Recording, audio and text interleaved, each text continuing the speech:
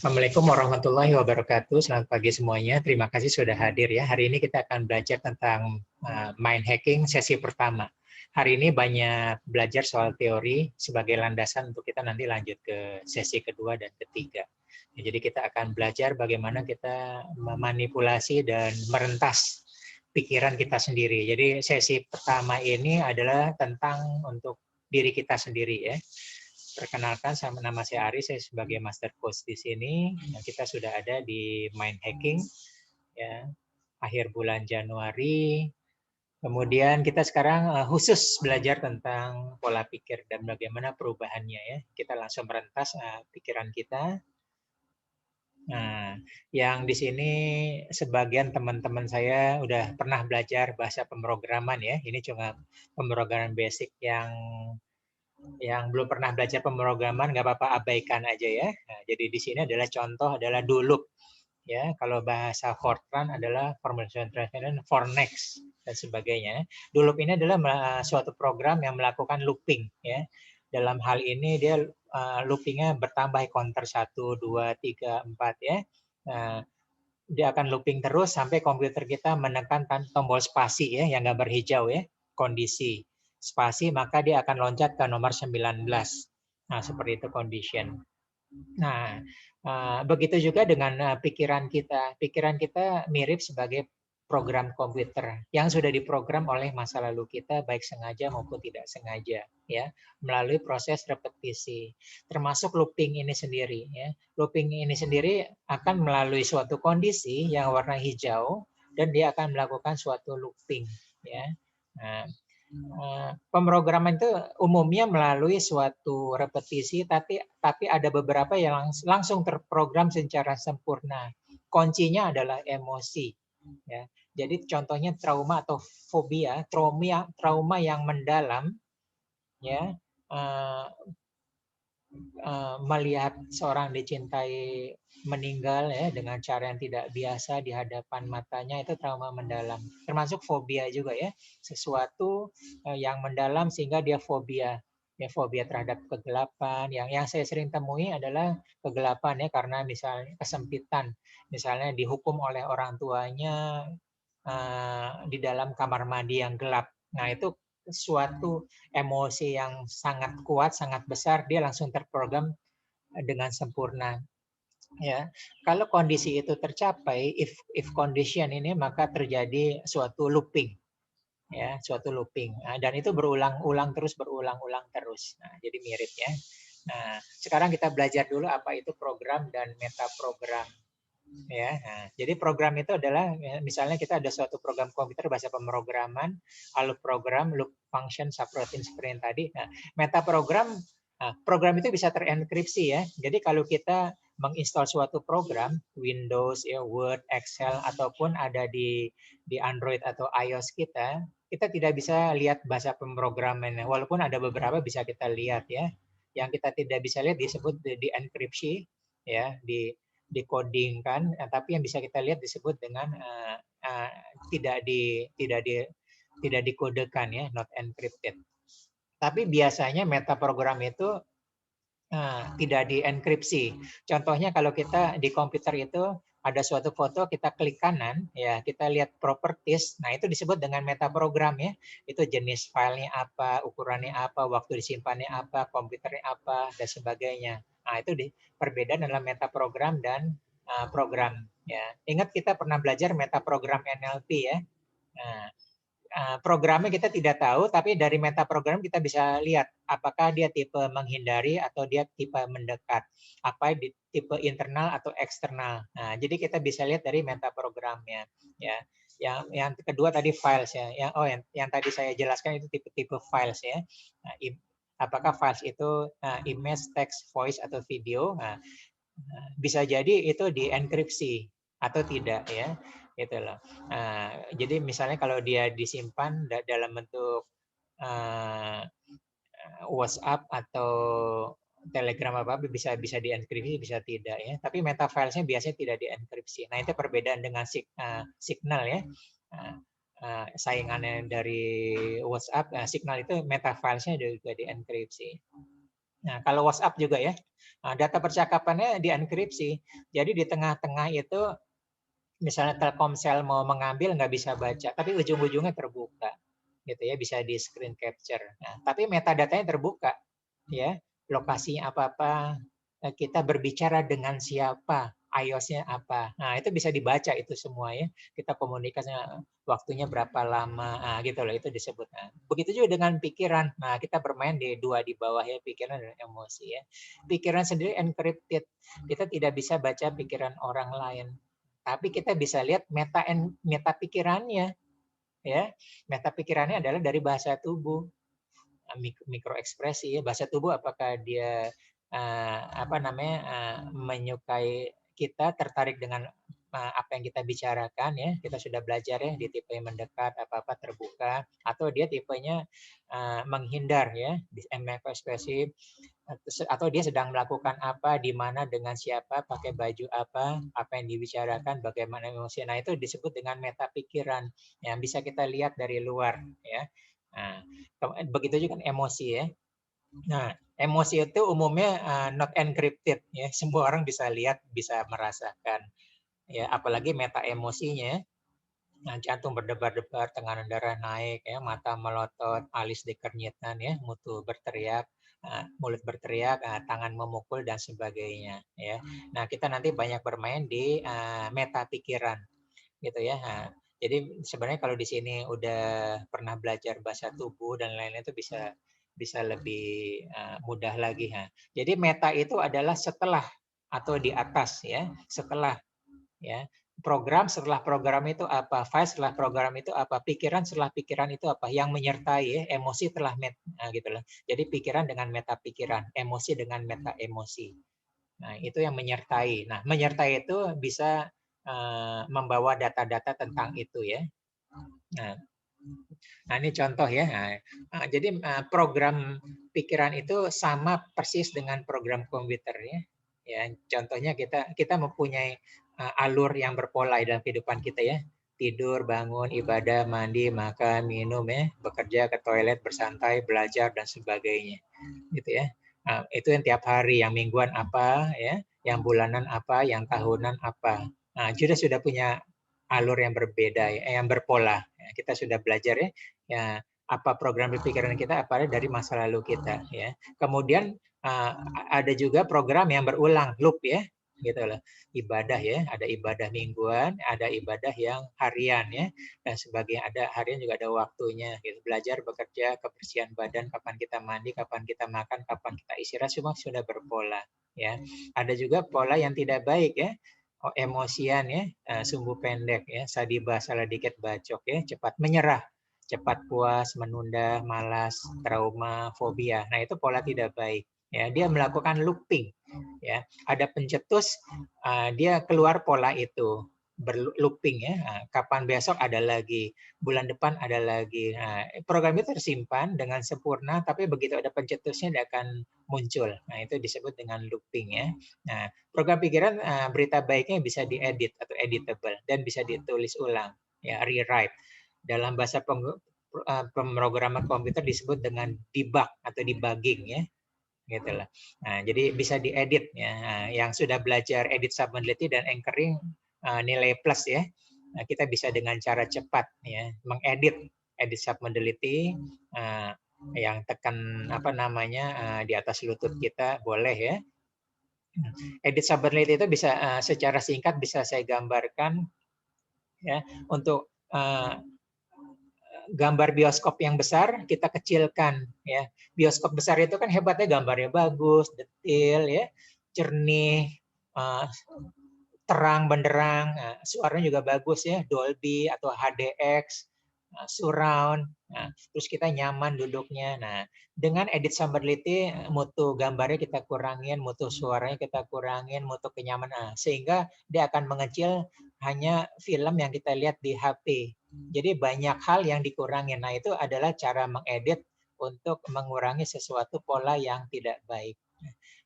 Sebaliknya kalau pola baik dibesarkan ya, yang tadinya hanya gambar film ukuran HP kita besarkan ya.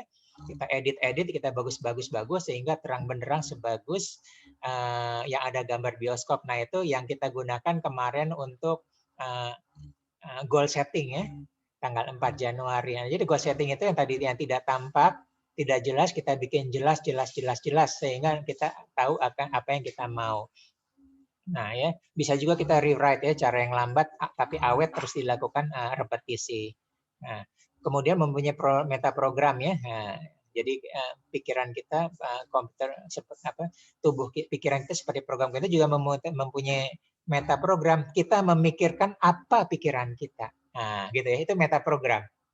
Ya, kita merasakan apa emosi kita. Itu meta program.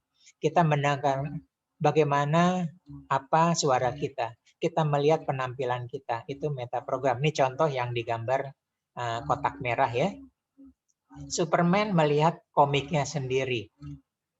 Ya, Superman melihat komiknya sendiri. Nah, dia sebagai meta program, dia keluar dari tubuhnya. Nah, itu disebut dengan disosiasi ya. Kita pernah belajar asosiasi dan disosiasi. Jack Ma membaca buku autobiografinya sendiri. Nah, dia keluar dari tubuhnya, dia membaca autobiografinya sendiri. Ya, Nah, kita melihat timeline yang pernah kita lihat kita posting di media sosial, itu disosiasi. Nah, gambarnya seperti ini. Nah, lihat ya, kiri adalah pihak satu asosiasi diri kita sendiri.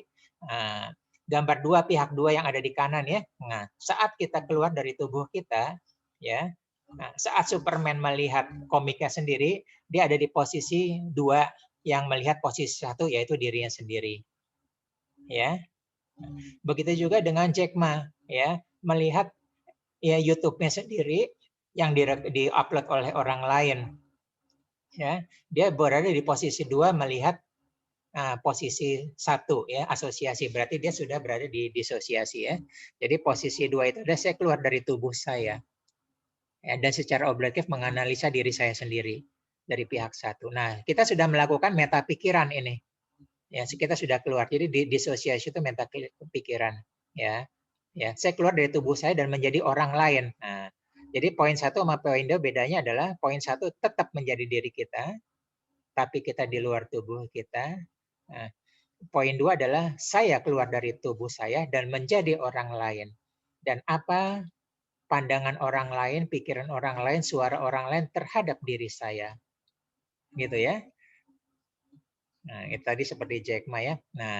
Nah, itu review. Ini salah ketik ya. Review diri sendiri atau muhasabah. Nah, jadi sebenarnya secara duniawi atau secara agama kita harus mereview diri kita sendiri, muhasabah. Kita balik lagi. Nah, lihat ya. Atau contoh Jack Ma menonton channel YouTube orang lain menayangkan rekaman diri yang sedang memberikan motivasi. Nah, kemudian dia membaca kolom komentar pada channel YouTube orang tersebut. Ya, itu juga disosiasi, tapi dia posisinya sudah berada di pihak ketiga. Gitu ya. Saya keluar dari tubuh saya dan menjadi pihak ketiga yang netral. Secara objektif menilai diri saya sendiri, ya, pihak satu, dan saya melihat ya bagaimana pihak lain mengomentari saya pihak satu. Gitu ya. Nah, ini netral. Nah, jadi syaratnya adalah kita saat menjadi pihak 2 atau pihak 3 melakukan disosiasi harus netral. Nggak boleh emosian ya, nggak boleh baper, nggak boleh reaktif. Nah, saat itu baru kita secara jernih, kita sebagai meta program, sebagai meta pikiran, kita bisa menganalisa pikiran kita sendiri. Ya, gitu ya. Nah, edit itu adalah mengevaluasi perubahan, rewrite, merancang masa depan. Ya, jadi ingat ya kalau kita akhir tahun kan perusahaan suka mereview ya pencapaian per selama tahun ini itu melakukan evaluasi ya. Kita mengedit bagaimana. Nah, terus bagaimana kita merancang masa depannya setahun ke depan. Nah, kita rewrite. Nah, kemarin kita sudah mulai dengan goal setting dan sebagainya. Nah, 2 poin terakhir, pikiran mempunyai mekanisme untuk tetap stabil. Jadi pikiran akan berusaha menyetop kita kalau kita melakukan perubahan, apalagi perubahan besar. Dia akan berusaha ya. Pikiran itu sukanya di zona nyaman ya. Yang sudah ketagihan ya, dengan rokok, dengan manis-manis ya, dengan rasa nyaman, dia akan berusaha nyetop di sini. Nah, tapi bisa diakali dengan perubahan kecil ya. poin yang terakhir yaitu dengan mini habit ya. Perubahan kecil dia akan berusaha. Perubahan kecil akan berusaha. Makanya kalau kita kalau tiba-tiba stop ya ngerokok itu karena tubuh sudah beradaptasi dengan nikotin yang menyamankan dia. Begitu berhenti rokok maka dia akan berontak, berusaha menggagalkan stop rokok kita dengan alasan mulut asam lah, nggak bisa mikir dan sebagainya, tidak produktif dan sebagainya, gitu ya. Nah, yang ini sama ya. Kemarin kita sudah belajar prinsipnya sama ya. Jadinya bagaimana kita mensikapi. Jadi filter ini filter distorsi dan distortion dan dilation ini adalah bagian dari kehidupan kita yang terbentuk dari masa lalu ya, apa yang boleh kita lewat ya. Kita juga bisa merubah filter ini, bisa merubah distortion ini. Ya. Ada beberapa yang bisa dirubah dan beberapa tidak ya. Biasanya dogma atau agama itu susah dirubah atau tidak bisa dirubah ya. Mungkin perlu hidayah ya, langsung dari Tuhan dan sebagainya. Nah, gitu ya. Ini juga kita lewatkan.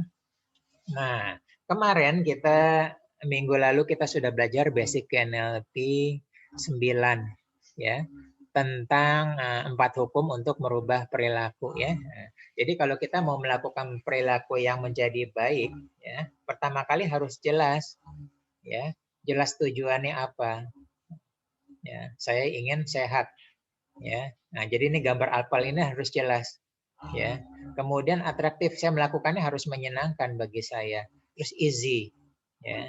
Nah, easy ini adalah misalnya mudah 1 lembar sehari atau memuaskan ya. Memuaskan harus ada rewardnya gitu ya. Nah, sebaliknya ya, kalau kita mau mengurangi atau menghilangkan kebiasaan atau pola yang buruk, maka kita tinggal coret aja ya.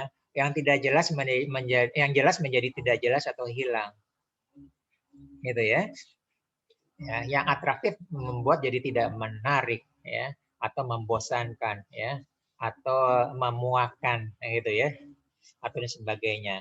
Yang tadinya 1 lembar mudah dibikin jadi susah ya, yang tadinya memuaskan dibikin jadi sangat sangat tidak disukai ya. Nanti akan dibahas tentang ini lagi ya.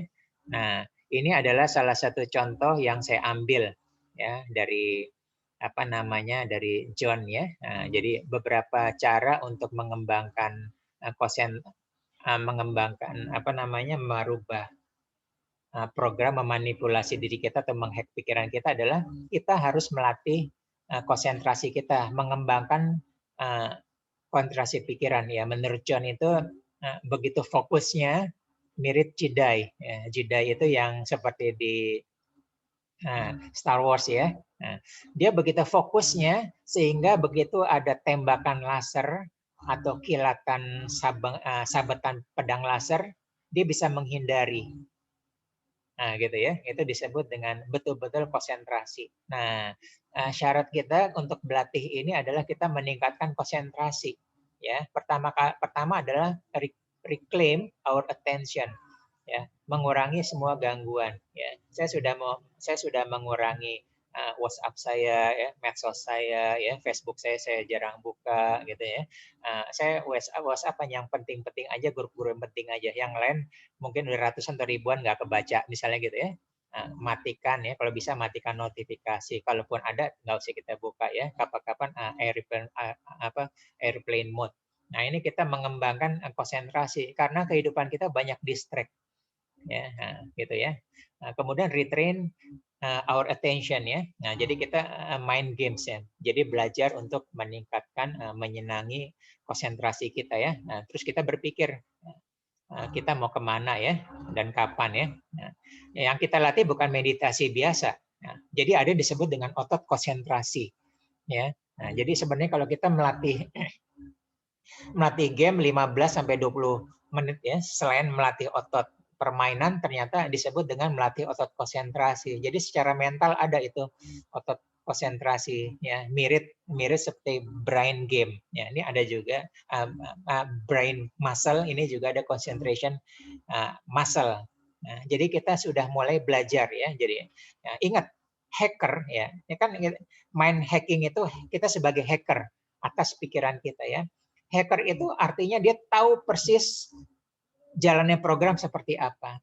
Ya, nggak mungkin dia nggak tahu persis ya. Karena dia tahu persis, maka dia bisa tahu source code-nya, kode sumber apa yang perlu dia rubah. Ya, saat dia merubah tentu saja perlu konsentrasi yang kuat. Ya, tentu saja pas saat kita mereview diri kita sendiri, pas kita muhasabah terhadap diri kita sendiri, tentu saja kita perlu konsentrasi yang kuat dan betul-betul objektif. Nah, ini disebut dengan concentration development. Coba deh kita mulai sekarang ya, mulai waktu-waktu tertentu ya, kita tidak langsung buka medsos ya. Nah, saya sudah selalu menggaungkan ya, bangun tidur 40 menit pertama jangan buka medsos ya, bersyukur atau beribadah ya, atau berzikir ya, dan sebagainya, atau menulis jurnal syukur ya. Nanti saat-saat tertentu kita lepaskan dari semua gitu ya. Kita seling-seling aja.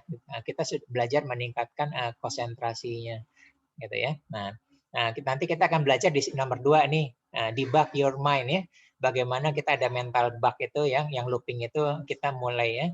Nah, tentu saja kita harus melihat tadi ya, kita harus menjadi pihak kedua atau pihak ketiga. Di mana sih ada rasa sakitnya? Ada masalah apa? Apakah ada masalah hubungan pribadi, keluarga sosial? Apakah ada masalah kesehatan? Ya? Apakah ada masalah keuangan? Ya? Masalah keuangan terus menerusnya berulang-ulang setiap hari berbulan-bulan nggak beres-beres. Nah, gitu ya. Nah, kita harus konsentrasi dan menemukan ya cerita apa yang looping yang berulang-ulang ya, bad looping maupun good looping. Nah, good looping juga perlu kita tangkap ya, yang kita hadirkan ya. Nanti kita akan belajar nomor 3 ya, debug negatif looping ya. Saya benci olahraga sehingga saya mencintai olahraga. Sebenarnya tadi kita udah belajar, kemarin kita sudah belajar ya, dengan atomic habit ya, basic NLP 3. Nah, 3, 4, dan 5 ini adalah tambahan dari John. Ya, 1, 2 kita bisa belajar ya. Ini tambahan. Nah, ini bisa jadi bekal kita seterusnya ya. Nah, nomor 3 sebenarnya kita sudah melakukan ya. Kita sudah melakukan. Nah, kita patut syukuri selama hidup apa? Tapi menurut John, kalau dia cukup 10 tahun terakhir ya. Setiap hari selama menyelesaikan diri saat kita terbaik dalam 10 tahun terakhir. 10 tahun terakhir kita pernah mencapai apa yang membuat kita hebat banget ya, terbaik. Nah, itu perlu kita visualisasikan setiap hari selama 5 menit supaya kita membentuk looping baik yang baru, good looping ya. Kondisi ini akan membangkitkan energi penuh. Ya, dan riset membuktikan visualisasi ini membangkitkan mood yang lebih baik ya, kesehatan yang lebih baik, energi yang lebih baik, termasuk otot harapan ya. Kita sudah kalau lihat YouTube mungkin udah biasa ya, atau Google brain muscle ya. Nah, tadi kita sudah belajar ada lagi brain apa, dan sekarang adalah brain hope ya, atau hope muscle. Ya, nah nomor 3 penting ya. Kemarin belajar hypnowriting ya. Lakukan saja walaupun belum sempurna ya, dan is better than perfect ya, atau bahkan better than nothing gitu ya. Jadi lakukan aja ya. Kita lakukan. Nah, itu. Nah, kita mulai belajar, mulai membiasakan nomor 3. Nah, mulai juga membiasakan nomor 4 ya. Nah, ini moral perfectionnya disosialisasikan oleh Benjamin Franklin ya, buat list kebajikan ya, keutamaan dari diri kita ya, selama seminggu ya, atau sebulan, atau kita berhasil atau gagal seperti apa ya. Nah, jadi kita bisa ya, kita ternyata kita minggu ini mau berbuat kebaikan apa ya, 1, 2, 3 atau 5 ya. Saya ingin begini, lihat hari ini saya berhasil atau gagal, besok berhasil atau gagal, besok berhasil atau gagal, itu di checklist. Nah, kita ya lama-lama ditemukan sampai ketemukan kebajikan utama kita. Nah, kita berusaha menganalisa kita di sini dan kita membiasakan kita membuat kebajikan utama pada diri kita. Nah, dan nomor 5 adalah in the way. Bagaimana kita bisa membuat dan merealisasikan masterpiece, baik saya sendiri atau bersama dengan teman ya. Kita performing the best, menjadi konsisten pada perform tersebut. Nah, jadi kita usahakan kita mencapai atau menemukan atau merealisasikan masterpiece dalam kehidupan kita. Buatlah satu masterpiece yang kita ingin menjadi seperti apa, ya, yang kita tinggalkan seperti apa, ya. mengesankan ya, bukan boleh mengesankan manusia boleh, tapi mengesankan sang pencipta itu apa gitu ya. Nah itu kira-kira nih sebagai review. Nah ini tambahan dari John ya. Tentang mind hacking. Nah, kita bisa gunakan lima-limanya ya, tapi nanti mungkin kita belajar 1, 2, 3 ya, terutama yang nomor 2 ya. Nah ini contoh ya, contoh nanti selama seminggu tolong yang nomor 8 diisi masing-masing ya. Contoh nomor 1 ya, masalah belajar ya, saya sulit berkonsentrasi ya. Saya alhamdulillah sejak 2003 1 minggu tetap konsisten istiqomah membaca 1 bab per minggu ya, satu judul buku per minggu, 1 buku per minggu gitu ya. Nah, kalau ada masalah sulit konsentrasi, masalah main games ya, kebanyakan santai, menunda, malas, malu bertanya ya, sering menyontek ya.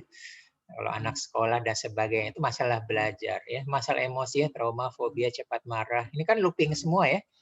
Marah tidak terkendali ya, panic attack. Panic attack bisa hubungan dengan marah tidak terkendali bisa, atau blackout ya.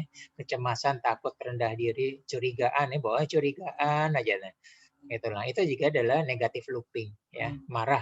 Jika dinas itu marah gitu ya. Nah, itu juga masalah emosi ya. Masalah keluarga juga komunikasi tidak baik, tidak harmonis, mau menang sendiri. Itu kan negatif looping juga ya. Muncul lagi, muncul lagi, muncul lagi. Masalah kesehatan juga, malas berolahraga, makan tidak sehat ya. Pola makan tidak teratur, ternyata banyak ya. Negatif looping yang ternyata banyak ya. Nomor 5 juga masalah pekerjaan, tidak pernah capai target ya. Siapa yang tiap tahun nggak pernah capai target atau nyaris ya, hampir. Nah, gitu kan ada masalah dengan negatif looping ya. Nah, atau selalu konflik aja dengan rekan kerja ya. Kalau begitu kita harus keluar menjadi pihak kedua atau pihak ketiga. Mau nggak kita? Mau nggak objektif? Seperti itu ya. Gitu. Nanti ada yang komentarin malah kita baper gitu kan ya. Gitu. Tidak pernah belajar dari kesalahan, cepat puas, cepat menyerah. Nah, ini cepat puas, cepat menyerah ini saya banyak temukan di anak milenial sekarang ya. Mereka cari jalan pintas ya. Ingat ya hormon dopamin ya. Cepat meraih kesuksesan, cepat puas. Akhirnya berhenti. Ya, dia berada di sana, kepuasan berada di zona nyaman ya.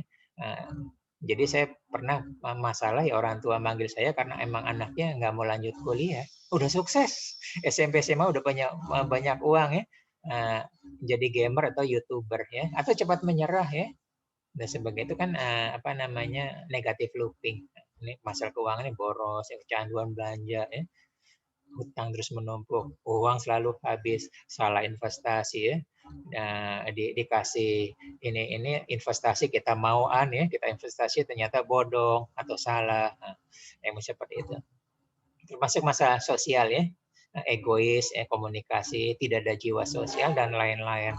Nah, tugas kita nanti adalah kita melatih. Ingat ya, di sini masih bersambung ya. Kita tidak ngomong mind hacking sesi 2 yang kita tentang orang lain ya, dan mind hacking sesi 3 yang bagaimana cara cepatnya. Kita latih dulu di mind hacking 1 tentang diri kita. Jangan loncat dulu ya. Ada ilmu dikit langsung enggak. Kita selesaikan tentang diri kita dulu. Gitu ya. Kita cari akar masalah negatif looping itu apa. Ya, nah ini contoh kasus ya. Kasus untuk debug programming untuk yang negatif ya. Contohnya malas berolahraga ya. Nah, dibuat jadi positif. Ingat ya yang gambar apel tadi ya. Nah, dibuat jadi jelas. Oke, saya mau bentuk tubuh saya sehat seperti ini. Begitu ya. Ada tuh jelas fotonya juga ada. Gesit, lincah, mudah, lancar. Beraktivitas, bekerja, beribadah ya. Jadi jelas ya. Kemudian menarik. Bagaimana supaya olahraga itu menyenangkan? Boleh pakai earphone atau headphone sambil lari dengar musik boleh, atau pilih jalur yang menyenangkan ya, atau jalur yang nanti ujungnya kita seneng ya, makan bubur ayam ini saya banget ini ya, itulah sebagainya. Ya, kemudian mudah ya, cari sepatunya gampang ya, jalurnya mudah, murah ya, bisa kapan aja, ada uang nggak ada uang tetap bisa olahraga ya. ya, dan sebagainya. Hadiah juga ya. Hadiahnya apa? Hadiah itu harus kita kuatkan. Sehat, bahagia, langsing, tubuh atletis ya, mendapat pujian ya, boleh ya. Semakin mencintai olahraga ya, makan bubur ayam kesukaan. Nah itu contoh ya. Yang kemarin kita sudah belajar Atomic Habit ya. Ini dia. Masih ingat ya? Oke, kita balik lagi. Nah, sekarang dibalik ini contoh kejadian. Ini Bapak Ibu sering ya, sekarang lagi hit ya kecanduan belajar online ya. Bagaimana kita kurangin atau kita menjadi negatif atau hilangkan sama sekali ya. Nah, mulai seperti tadi ide saya, puasa medsos ya, paling nggak kita atur jam-jam tertentu. Kita buat kebiasaan baru ya. Uninstall toko online atau yang penting-penting aja, airplane mode ya. Nah, atau tadi matikan notifikasi gitu ya. Hanya grup-grup yang penting saja yang kita baca. Itu pun yang kita buka jam-jam tertentu. Ya, dibikin tidak menarik ya. Lihat tuh yang gambar kita udah beli menuntuk begitu aja ya. Mendingan beli tabung ya. Kita banding-bandingin terus, kita cari perbandingan. Aduh, ini kalau ditabung dibeliin emas udah segini nih tabung itu. Kita harus bikin tidak menarik bahwa belanja dibanding-bandingin. Itu harus kita perkuat. Ya, kalau bisa ya sulit ya. Sulit ya. Jadi ada orang strateginya bikin tabungan yang lain ya, yang orang kan nggak ngelihat saldo tabungannya penuh kan, pinginnya belanja boleh, enteng aja ya. Enteng, belanja sini gesrek gitu ya, debit ATM BCA. Nah, ada banyak yang buka rekening lain yang sulit ya, bank yang ATM-nya jarang ya. Kalaupun tarik kena biaya 6.500 gitu ya, dan sebagainya. Cabangnya jarang, boleh seperti itu. Itu dibikin jadi sulit gitu ya. Nah, yang misalnya kesukaan misalnya lagi harus berhenti ya, rokoknya dibikin sulit ya, kopi dibikin sulit dan sebagainya, tempatnya jauh ya, termasuk hukuman ya, hukuman itu harus diperkuat ya, uangnya habis ya, hutang semakin bertambah ya, dikejar-kejar oleh debt collector ya, pas ada kebutuhan mendesak nggak punya uang. Nah, gitu ya. Nah, itu dia salah satu debug ya. Jadi kita lihat ada di basic NLP 4 Atomic Habit ya. Nah, justru yang kita bikin tidak jelas atau kita hilang ya. Jadi tidak menarik. Jadi tidak mudah, jadi sulit ya. Dan jadi betul-betul tidak menyukai, kita tersiksa ya. Yang paling kanan bawah. Nah, gitu ya. Nah, yang pernah belajar tools-tools NLP tentu saja membantu ya. Tapi di luar konteks ini ya, nanti boleh pakai tapping, boleh pakai anchoring, boleh edit submodality, boleh pakai hypnotic learning pattern, boleh pakai meta program, passing leading, body language dan sebagainya ya. Tapi yang enggak juga nggak apa-apa ya, nggak usah khawatir. Nah, kita tetap dengan cara seperti ini kita melakukan debug programming ya. Mengedit ulang, menulis ulang suatu looping yang salah, ya. Yang negatif kita jadi positif, ya. Atau yang belum ada kita buat looping yang baru. Nah ini tadi kita mundur di sini. Nah nanti kita mulai, ya. Nanti tugas masing-masing, tapi sendiri-sendiri ya. Saya tidak tagih, ya. Apa sih negatif looping kita, ya, tambahkan sendiri ya. Ini saya udah berusaha banyak, mungkin lebih banyak lagi dari sini, tambah lagi yang 8 lain. Nah ingat ya, tadi kita harus full konsentrasi, memberikan waktu untuk mereview diri kita sendiri, muhasabah ya. Bahkan secara kesehatan, secara agama pun kita wajib untuk muhasabah. Nah, jadi sini hanya pengulangan dan penguatan aja. Ya, bagaimana caranya kita keluar dari diri kita? Ya, kita tanya komentar orang lain tentang diri kita ya. Jangan baper. Ya, terima. Itulah jawaban jujur. Nah, di situ baru kita bisa mereview. Nah, gitu ya, secara objektif, dan baru bisa kita mengedit ulang. Nah, baru kita strategi bagaimana harus kita lakukan seperti itu. Ya, nah ini hukum aja ya, kita pengulangan aja ya. Jadi biar bagaimana teman-teman repetisi itu baik ya. Nah, begitu juga kalau kita menguasai hypnotic language pattern bisa mempercepat. Nah, ini juga tiga pengulangan ini 21 hari menjadi kebiasaan baru, 90 hari menjadi gaya hidup baru ya. New lifestyle, new normal. Ya, kita 3 bulan pandemi sudah mulai terbiasa pakai masker, pakai face shield, kemana-mana bawa hand sanitizer ya. Seminggu 2 minggu pertama di Birang Lebay kita, gitu kan. Ingat Jakarta di Birang Lebay pakai pakai masker, tapi udah biasa sekarang ya. Nanti 6 tahun jadi sifat baru dan 15 tahun menjadi karakter baru. Oke, sampai sini ada pertanyaan silahkan. Banyak teori tapi banyak tugas juga gitu loh. Silakan.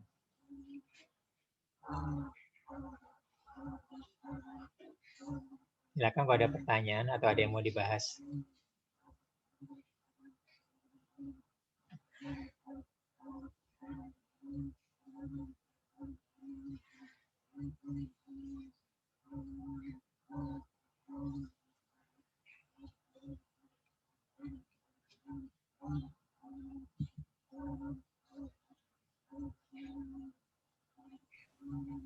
Pagi, Pak. Pagi ya.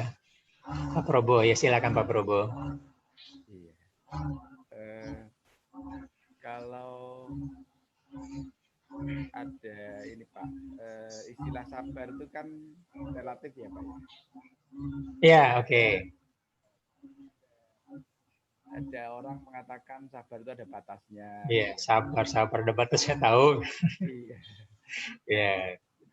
Itu gimana Pak? Maksudnya itu apakah sesuatu negatif looping atau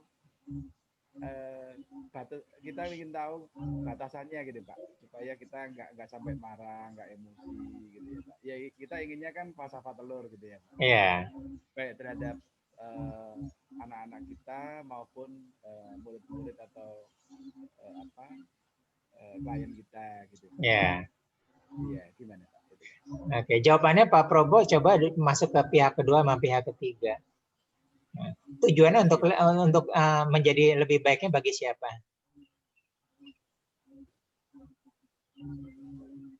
Bagi Tujuannya kliennya Pak, klien atau anak Pak? Enggak, pertama kali untuk diri kita sendiri. Gitu. Untuk kita sendiri ya Pak? Iya, kita belum bicara untuk kedua sama ketiga ya, belum bicara mind hacking kedua sama ketiga ya. Jadi di sini kita fokus sama diri kita sendiri ya. Jadi misalnya kita sabar ada batasnya kita gitu ya. Nah, kita keluar dari diri kita, bagaimana orang memandang kita. Ya, ini orang sabar nih, orang kok nggak sabaran nih, tetap marah-marah. Terus orang melihat kita berbicara enak aja, lo bisa sabar kan ada batasnya. Nah, kita melihat diri kita atau kita sebagai orang lain yang melihat kita mengucapkan kata itu. Ya, apa rasa klien kita, apa rasa anak kita, apa rasa istri kita saat mendengar, melihat dan merasakan kita mengucapkan hal tersebut secara objektif. Apa Pak Probo? Oke, jadi mereview untuk diri sendiri dulu ya Pak ya? Iya, di sini. Nah, makanya dari awal kita bilang kan, nah, di sini untuk mind hacking 1 ya, kita belajar merentas pikiran kita dulu sendiri, gitu ya. Nah, kalau terjadi pada diri kita, ya, apa perasaan mereka, apa pandangan mereka, apa respon mereka, gitu ya. Apakah ada dampaknya bagi hubungan pribadi, keluarga, pemasyarakatan, pekerjaan, gitu loh. Nah, sama seperti kita baperan nggak? Kalau di YouTube atau di medsos kita status ada orang yang nyinyir terhadap postingan kita.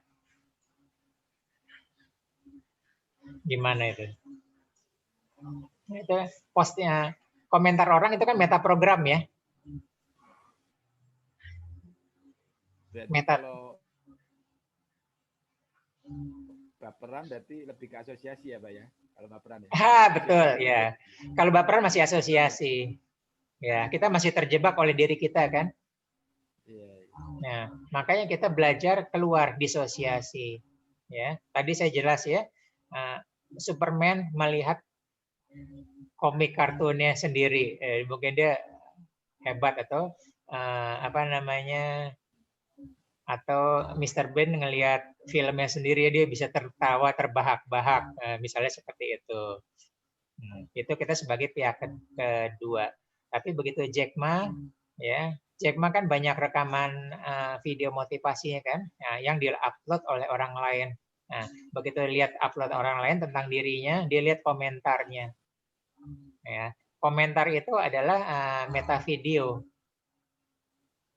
ya, meta biografi atau meta apa tentang dirinya dia, gitu ya. Oh bagus motivasinya ya. Oh itu udah biasa, itu motivasi biasa, nggak ada yang istimewa tentang biasa. Nah, kalau kayak gitu baper atau enggak? Nah seperti itu. Nah kita Berarti sudah mulai biasa. berlebih, Pak ya? Ya betul. Kita sudah mulai biasa dengan istilah meta ya. Metafisika itu apa, meta program itu apa, metadata itu apa. Kan sekarang sebenarnya yang kasus WA itu karena metadata. Karena metadata. Metadata itu tidak dienkripsi sehingga semua pun bisa ngelihat kita berbicara dengan siapa, lokasi kita di mana ya, apa-apa. Itu metadata itu terbuka. Gitu ya. Jam berapa kita pakai HP apa gitu ya. Bahkan ada beberapa virus jahat dia karena itu jadi pintu masuk dia untuk mengeksplor HP kita. Karena dia tahu ya jenis HP-nya apa, operasi sistemnya apa, nah, jadi bisa masuk. Jadi itu pintu masuk juga. Nah kita bermain di metanya. Pas kita belajar passing leading kan kita melihat metanya ya. Pas kita belajar body language kita melihat metanya. Ya. Kita nggak bisa melihat orang itu suka atau tidak suka atau menerima ide kita nggak bisa. Tapi dari bahasa tubuh begitu dia menyender ke belakang atau dia bersilang atau dia begini tidak percaya, nah itu meta ya, meta pikiran dia, ya, gitu ya. Nah enaknya pas kita mereview diri kita sendiri, ya pertama kita lihat metanya dan kita kalau jujur, kalau objektif kita bisa melihat langsung programnya. Kan programnya punya diri kita sendiri kan? Kita tahu apa yang kita pikirkan. Nah, itu enaknya di situ. Makanya paling mudah itu dan paling challenging itu adalah tentang diri kita sendiri, Pak Probo. Baik, Pak. Paling challenging ya. Mau jujur nggak? Mau objektif? Kalau enggak ya selesai maunya untuk orang lain aja gitu. Tapi kita harus diri sendiri. Nah, itu bad looping. Seperti itu ya, Pak Probo. Baik, Pak. Terima kasih. Sama-sama. Silakan yang lain. Pak Ari, boleh saya... Oh, silakan Mbak Urip dulu. Enggak apa-apa, silakan Ibu, silakan. Enggak apa-apa, saya sudah agak sering Mbak Urip dulu. Monggo, enggak apa-apa. Oke, baik. Sedikit aja menguatkan yang tadi, ini Pak Ari, kalau ini terkait hubungan pekerjaan ya. Kalau kita bekerja kan berarti itu sebuah komitmen yang mungkin akan kita hadapi sampai satu periode aman itu selesai begitu. Nah, kalau untuk mengatasi ini kan tadi disampaikan kelihatannya kan kita harus seperti menerima dengan situasi apapun di dalam pekerjaan itu, terima. Kemudian kita masuk ke disosiasi tadi ya. Lepas ya. Ya, melepas. Jadi karena itu untuk memang membutuhkan proses ya. Makanya kadang-kadang kita seperti kita disosiasi tapi masih melawan gitu ya. Iya. Artinya tidak sempurna disosiasi, masih ada rasa. Itu gimana cara ininya mempercepat prosesnya? Oke. Saya sering melakukan terapi ya. Memang kalau rasanya dalam ya, kalau rasa dalam adalah terapi yang terbaik adalah disosiasi ya. Sampai dia betul-betul, kalau disosiasi itu rasanya itu lepas ya. Rasa lepasnya. Nah, komentarnya hebat. bisa menohok kan bisa bagus. Nah, jadi gini, asosiasi itu bagi yang lain yang belum pernah ya. Asosiasi itu adalah kita menjadi diri kita sendiri. Kayak kita pemain bola tuh ya. Kita pemain bola, kita tahu sulitnya melewati lawan, letihnya apa gitu ya. Nah, kita nggak lihat lawan di belakang kita tiba-tiba lari mendahului kita merebut bola ya. Tapi komentator itu disosiasi, lebih hebat komentarnya. Aduh, goblok banget. Harusnya begini tuh kenapa nggak oper ke sana tuh, sana kosongnya kok mau main di ngegol sendiri. Nah, itu seperti itu. Nah, sebenarnya teknik terbaik kita untuk untuk melepas emosi kita adalah kita belajar di disosiasi. Nah, kejujuran. Oke. Nah, saya sering melakukan misalnya pernah ya suatu teman SMA saya suaminya ngerokok tidak terus-terusannya. Dia berjanji waktu itu kalau anaknya sudah kuliah akan berhenti, ternyata enggak ya. Kalau anaknya sudah menikah berhenti, ternyata enggak ya. Nanti kalau udah cucu akan berhenti, enggak gitu ya. Nah, saat itu saya datang ke rumahnya melakukan disosiasi ya. Nah, kalau dia menjadi dirinya dia sendiri mungkin nggak jadi. Nah, saat itu dia menjadi diri istrinya gitu ya. Apa ucapan istrinya terhadap diri dia yang terus-menerus, ya, ternyata setengah luluh, ya, oke, selesai melakukan break state ya, ngapain? Lepas dulu, dia menjadi diri sendiri. Habis itu dia keluar menjadi diri anaknya ada 3 ya, menjadi anak yang pertama, itu bisa luluh loh itu. Ucapan apa yang keluar? Papa katanya sayang keluarga. Saat itu dia keluar air matanya gitu loh. Nah, ternyata emosi itu bisa seperti itu ya. Jadi bisa jadi kalau dia keluar terhadap orang yang dicintainya, melihat tentang dia, nasihatnya menjadi itu, nah dia betul-betul melihat diri dia ya dari pandangan dia. Nah, itu kejujuran. Memang kalau orang egonya agak tinggi ya Mbak Nani ya, apalagi kita posisi lebih tinggi ya, nggak mau ini lebih sulit Mbak Nani ya. Kita posisi lebih tinggi, posisinya lebih superior, lebih apa, itu emang tantangan tersendiri. Mau nggak mau ya, kalau kita mau menjadi lebih baik, kita harus mulai belajar menerima, mulai belajar objektif minimal, gitu loh. Atau nggak diam-diam aja, ya. Kan teman gue kan sejajar ya, maksudnya bukan atasan, bukan bawahan. Selama ini saya gimana sih, gitu ya? Kok ada gini, ada saran nggak, gitu loh? Atau kok nggak? Jadi sebenarnya saya ada bertahun-tahun saya coaching beberapa CEO BUMN ya, bahkan sekarang udah menjadi yang topnya ya. Kenapa? Karena mereka butuh teman bicara, sesimpel itu ya. Yang lain nggak ada yang berani bicara sama saya, dan kamu bicaranya jujur. Dia begitu sepi di puncak sana. Gitu loh, ada yang 3 tahun atau 7 tahun seperti itu sampai dia puncak seperti apa. Nah, itu bisa seperti itu. Jadi Mbak Nani bisa ya cari seseorang bisa jujur ya, tanpa hambatan ya, tanpa dipermalukan, itu boleh-boleh aja. Nah, itu biasanya fungsi coach ada di sana tuh. Dia dengan pertanyaan-pertanyaan akan dijawab sendiri. Nah, coaching itu bertanya ya, akan dijawab sendiri. Nah, tidak pernah menjudge sama sekali gitu loh. Kira-kira seperti itu ya Mbak Nani ya.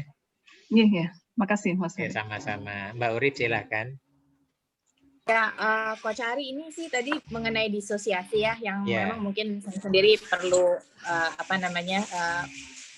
ini ya, jujur sama diri sendiri untuk disosiasi ini. Nah, biasanya kan kita suka dapat feedback nih Pak dari keluarga, dari rekan kerja. Nah, ini tuh feedback yang harus kita review adalah yang berulang kah Pak, yang terus-menerus, atau memang misalnya kita baru ketemu satu orang dan dia langsung kasih komen tentang kita gitu ya. Nah, itu tuh perlu kita review juga atau gimana sih Pak? Nah, misalnya nih ya, ada 10 orang kasih feedback ke kita. Misalnya 4 orang kasih negatif, terus 6 orang kasih ke kita tuh positif. Nah, kan kalau diri sendiri sih kita punya kecenderungan, banyak nih yang masih kasih review positif terhadap diri saya sendiri. Misalnya kan kita cenderung ada pembenaran kayak gitu tuh Pak. Bagaimana menyikapinya? Terus yang kedua mengenai fobia. Terus terang saya punya fobia tinggi gitu ya Pak, terhadap ketinggian. Nah, itu gimana sih Pak? Maksudnya gimana menyikapinya supaya loopingnya itu nggak berulang gitu?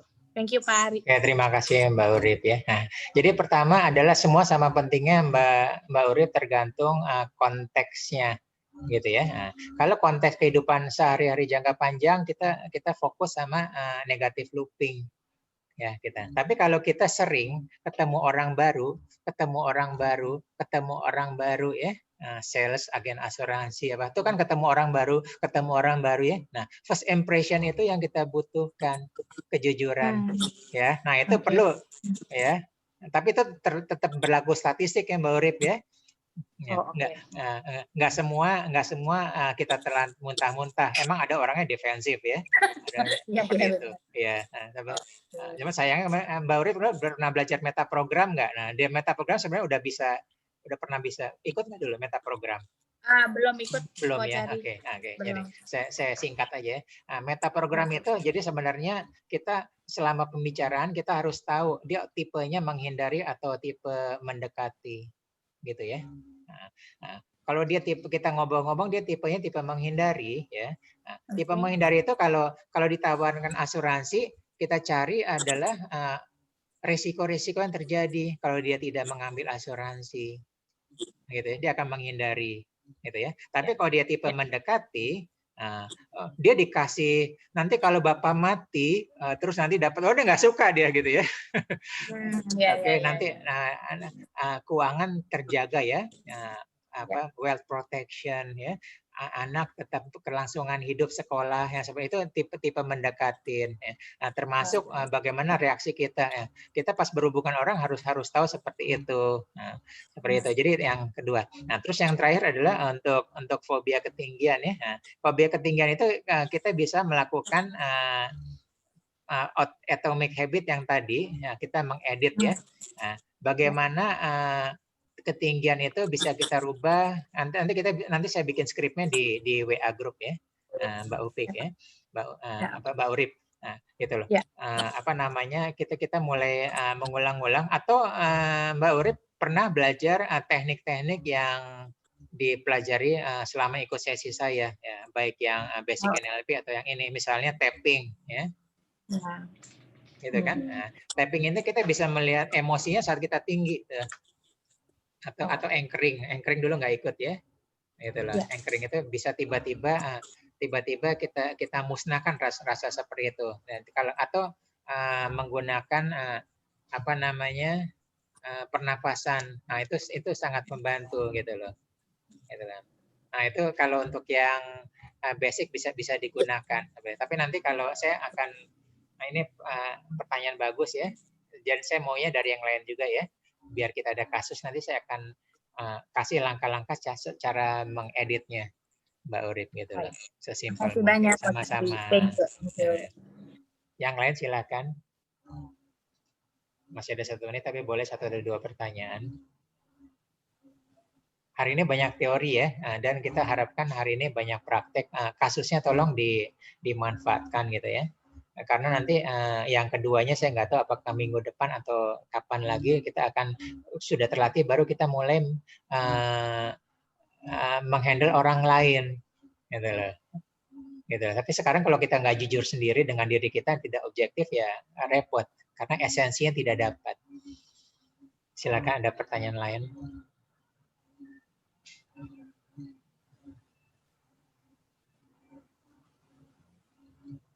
Mbak Ita, Mas Yonar, Pak Rizal, Mbak Ami, Mbak Ani, Pak U. Mas Ari, 1 aja. Ya silakan Mbak Nani. Ya, boleh. Ini terkait penyelesaian pekerjaan ya, kan beberapa kali kan Pak Ari bukan menyarankan tapi mengisyaratkan kalau menulis to-do list ya, apa yang mesti kita selesaikan itu lebih baik. Tapi kadang-kadang kalau kita menulis apa yang harus dilakukan tuh banyak gitu ya, terus prioritasnya akhirnya jadi kadang-kadang kalau frustasi dengan yang banyak dikerjain malah ditutup, kita random gitu. Sebenarnya sih agak tahu gitu ya, harus melakukan prioritas gitu. Kadang-kadang kita sudah membuat prioritas, ada kemendesakan dari pihak lain begitu yang kemudian nyelip-nyelip gitu. Kemudian yang kita prioritaskan untuk diri kita sendiri akhirnya kelewat. Jadi gimana ya, maksud saya menulis list apa yang kita harus kerjakan itu kadang-kadang membuat pressure tersendiri, malah kemudian tidak efektif dalam menyelesaikan. Nah, yang seperti apa sebenarnya yang mesti ditulis gitu ya, yang tapi saya tuh tahu jawabannya Mas Ari, saya sendiri yang harus menjawab ya. Mohon maaf ini lagi pick ini soalnya. Oke. Ya, makasih. Sama-sama. Mbak Nani karena sudah menjawab apa yang mau saya jawab, saya pakai jawaban yang lain boleh ya? Nah, boleh. Ya. Done is better than perfect. Gitu ya. Ya, jadi lakukan aja, nggak apa-apa. Yang penting kita udah usaha ya. Tentu saja waktu itu tabel prioritas yang kanan atas yang warna merah kan lebih penting daripada yang hijau di bawah kan? Iya. Gitu kan? Ya udah. Yang penting kita sudah menulis harus kita mengerjakan hari ini. Nggak usah dibawa pikiran, ya. Nggak usah dipikir-pikir. Kalau itu jadi pikiran jadi masalah baru, ya. Oke. Iya. Saya pikir apa itu juga termasuk yang perlu di looping gitu ya di. Nggak usah. Kalau itu jadi pikiran jadi tambah looping baru, gitu ya. Ingat waktu kita belajar hypnowriting minggu lalu ya, nulis aja dulu. Nggak usah nunggu sempurna ya, biasakan dulu ya. Tapi kalau gagal sekali 2 kali nggak apa-apa gitu ya. Tapi jangan 2 kali berturut-turut gitu kan. Ada rumusnya kan. Nah, tapi yang penting jalankan aja dulu. Yang penting kita udah nyoba sekarang. Atau kita nulis aja dulu, ngerjakan dikit aja walaupun nggak selesai ya. Nah, ada yang penting gitu lah. Tapi paling nggak kita sudah menandakan bahwa hari ini kita tidak melaksanakan, tapi saya sudah menjadwalkan. Nah, jadi saran saya nggak usah dipikirin seperti itu. Yang penting kita sudah berusaha seperti itu. Kan semua nggak ada yang perfect kan, tidak ada sesuai dengan rencana kita kan. Tapi paling nggak kita sudah mengusahakan apa yang kita rencanakan. Oke. Makasih Mas Ari. Sama-sama. Yang lain silakan.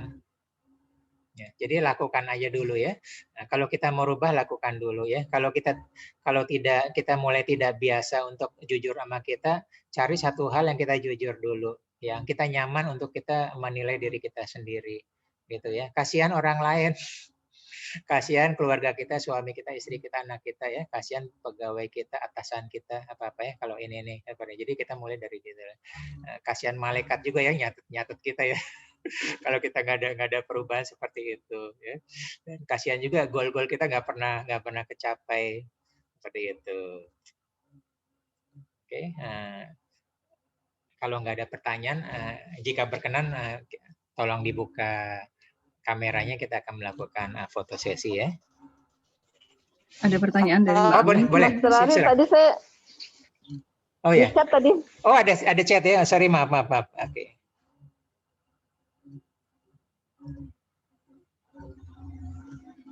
Oke, bagus pertanyaannya. Lakukannya ya pengulangan terus, kita menghack. Ulang terus ya. Mbak Ami melakukan hukum repetisi. Ulangin ya terus. Akan menjadi program baru. Bahkan menjadi menulis ulang DNA kita. Jadi ada banyak penelitian. Ada banyak penelitian bahwa yang repetisi menulis ulang, rewrite our DNA. Gitu ya. Emang ada beberapa teknik, nanti kita lihat ya di mind hacking yang ketiga ya, Mbak Ami. Kita ada satu hal yang momentumnya dapat, kita bisa langsung sekali aja, gitu. Tapi itu kita memerlukan momentum. Tapi di sini jangan dulu, tahan dulu, sabar dulu. Kita mulai belajar bersabar, kita mulai belajar tidak emosian ya, mulai mulai objektif. Mulai jujur, mulai berusaha pindah-pindah. Enak kok pindah-pindah ya. Pindah-pindah jadi istri kita, jadi suami kita, jadi anak kita, jadi rekan kerja kita ya. Muhasabah ya. Di agama kan udah jelas ya. Oke, silakan kalau nggak ada pertanyaan buka ininya. Yang berkenan kita buka kameranya.